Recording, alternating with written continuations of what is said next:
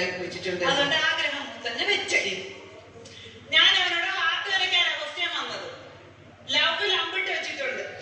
അവരുടെ ഡെഫിനിഷനും ചോദിച്ചിട്ടുണ്ട്. ഡെഫിനിഷൻ കേട്ടോ, വായിക്കണം. വായിക്കേ,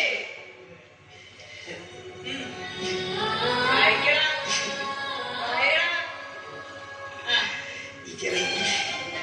വായിക്കയില്ല, ഞാൻ വായിക്കാം. ഒന്നുമില്ല ടീച്ചർ.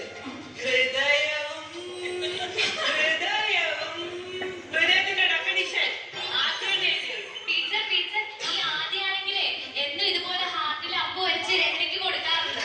അവിടെ പോയി അവൻ എന്ന് സ്കൂളിലിട്ട് പോകുമ്പോഴേ എനിക്ക് ഇതെനക്കൊന്ന് വരച്ചു തന്നിട്ടാ പോണെ. ഇപ്പൊ എന്റെ വീട്ടിൽ ഇത്രയും ഉണ്ട്. ഒത്തിരി അമ്പിട്ട് വെച്ചിട്ടുണ്ട്. രണ്ടും കൂടെ 8ൽ എത്രാമത്തെ വട്ടം?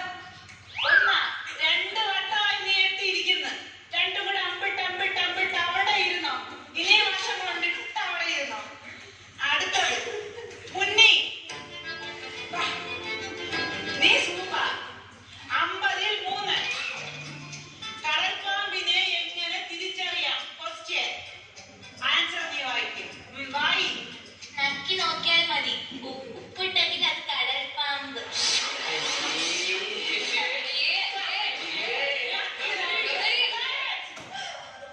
നക്കി നോക്കിയാൽ മതി. ഉപ്പുണ്ടെങ്കിൽ കടൽപ്പാമ്പ്. പോയിരിപ്പോ, നിന്നെ എടുത്തോളാം.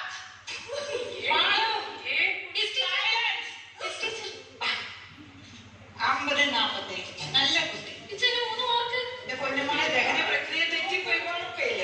അടുത്ത പ്രാവശ്യം ടീച്ചർ ഫുൾ മാർക്ക് തരാം. ടീച്ചർ കുഴപ്പമില്ല പെണ്ണെ. ടീച്ചർ അടുത്ത പ്രാവശ്യം ദഹന ഞാൻ യൂട്യൂബില് പ്രക്രിയ തെറ്റിയിട്ടാവും. എനിക്കറിയാം ദഹന പ്രക്രിയ. അതെങ്ങനെ അറിയാലോ? ഞാൻ രാത്രി ഉറക്കെഴുതിയിരുന്ന് പഠിച്ചതാ. അല്ല പറ. വലത്തെ കൈയിൽ തുടങ്ങി ഇടത്തെ കൈയിൽ അവസാനിക്കുന്ന ഒരു പ്രക്രിയയാണ് ദഹന പ്രക്രിയ. വലത്തെ കൈയിൽ തുടങ്ങി ഇടത്തെ കൈയിൽ അവസാനിക്കുന്ന പ്രക്രിയ ദഹന പ്രക്രിയ. അയ്യോ ടീച്ചർ, ഞാൻ നമുക്ക് പേപ്പർ വേണ്ടേ? നല്ലതാ. വാലൊക്കെ ഇട്ട് വരച്ച് സെറ്റ്. സമയം കിട്ടുന്നുണ്ടാ? 7:00 തുടങ്ങും, 9:30 തീരും. അപ്പൊ എക്സാം ഒക്കെ എങ്ങനെ എഴുതി? നല്ല എളുപ്പമായിരുന്നു ടീച്ചർ. ആണല്ലോ. ഞാൻ ഫുള്ള് എഴുതി. കുറെ പേപ്പർ ഉണ്ട്. 10-20 പേപ്പർ ഉണ്ട്. എല്ലാം കൂടെ ചേർത്ത് നേരെ പിടി. Hand with care. അതെന്താ ടീച്ചർ? തറയിൽ വീണ പൊട്ട മുട്ട.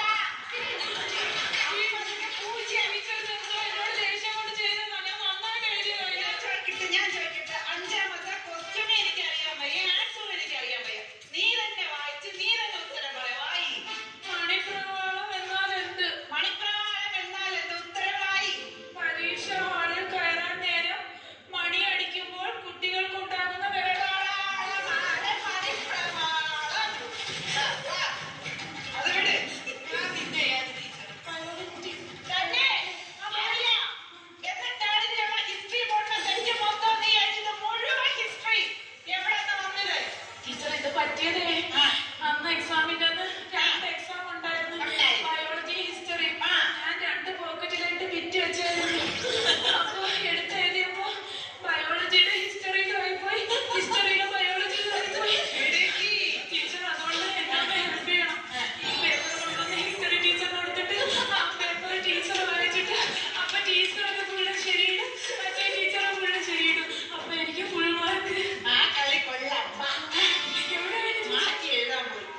ടീച്ചറിന്റെ വീട്ടിൽ താഴത്തെ റൂമില്. ടീച്ചർ ഞാൻ പറഞ്ഞ ടീച്ചർ ഒന്നുകിൽ നീ ഈ സ്കൂളിൽ നിന്ന് വെളിയിൽ, അല്ലെങ്കിൽ ഞാൻ വെളിയിൽ. എനിക്കിനി നിന്നെ പഠിപ്പിക്കാൻ വയ്യ. ടീച്ചർ ഞാൻ ഒരു കാര്യം പറയട്ടെ. നടക്കൂല. ഒരു കാര്യം. ഇന്നലെ എന്റെ മാത്സ് പേപ്പർ കിട്ടിയായിരുന്നു. അപ്പൊ അതിന് കെമിസ്ട്രി ആയിരുന്നു